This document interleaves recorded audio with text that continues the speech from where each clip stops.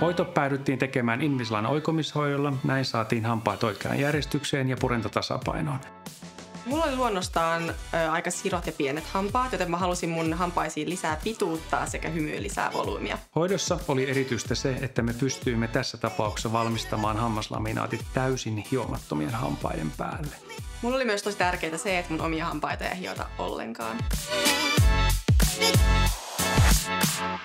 Tämä on mahdollista silloin, kun hampaat ovat kauniissa järjestyksessä ja hampaat ovat synnynnäisesti pienikokoiset.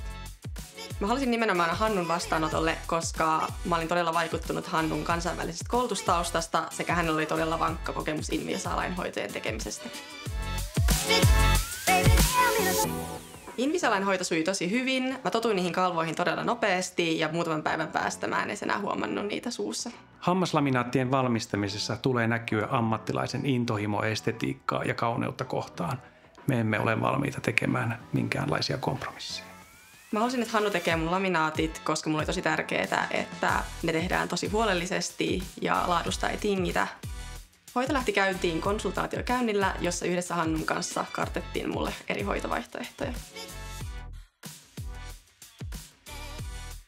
Hoito sujui E-Smilella tosi hyvin, palvelu oli aina tosi hyvää ja mua ei ikin jännittänyt tulla vastaanotolle, koska mä tiesin, että mä oon hyvissä käsissä. Mä tiesin, että tästä tulee hyvät, mä en tiennyt, että tästä tulee näin hyvät. Mä oon tosi tyytyväinen tähän lopputulokseen. Mun hampaat on täydellisen suorat ja valkoiset, mutta samalla luonnolliset.